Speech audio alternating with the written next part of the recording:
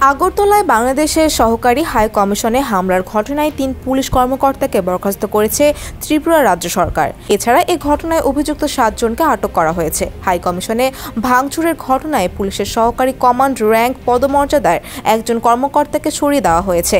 মঙ্গলবার ত্রিপুরা সরকার এ পদক্ষেপ গ্রহণ করেছে। পুলিশের একজন শীর্ষ কর্মকর্তা জানিয়েছেন, সোমবারের ওই ঘটনায় রাজ্য সরকার তদন্তের নির্দেশ দিয়েছেন। দক্ষিণ রেঞ্জের ডেপুটি ইন্সপেক্টর জেনারেলকে তদন্তের ভার দেওয়া হয়েছে।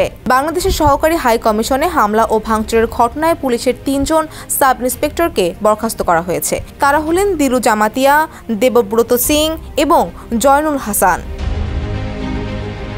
এছাড়া সহকারী কমান্ড র্যাঙ্ক পদমর্যাদার কর্মকর্তা কান্তিনাথ ঘোষকে সরিয়ে দেওয়া হয়েছে। তার স্থানে পশ্চিম ত্রিপুরার ডেপুটি কিরণ কুমারকে দায়িত্ব দেওয়া হয়েছে। কর্মকর্তারা জানিয়েছেন, দায়িত্ব অবহেলার কারণে পুলিশের ওই ৪ কর্মকর্তার বিরুদ্ধে এমন পদক্ষেপ গ্রহণ করা হয়েছে। সেদিন ভারতের ত্রিপুরার আগরতলায় বাংলাদেশ হাই কমিশনে কি ঘটেছিল? ভারতের এক প্রতিবেদনে বলা হয়, প্রাপ্ত তথ্য চূড়ান্তভাবে প্রমাণ করে যে বিক্ষোভকারীরা পূর্ব পরিকল্পিতভাবে বাংলাদেশ সহকারী কমিশনের প্রধান ফটক ভেঙে প্রাঙ্গণে প্রবেশ করে।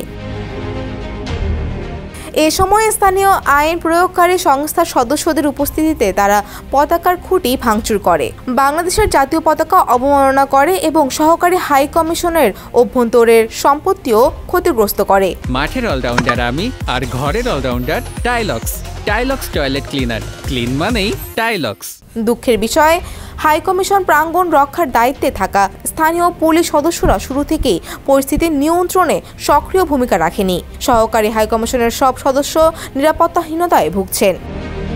ফৌজিয়া ফারিহা, ডেস্ক রিপোর্ট, সমকাল।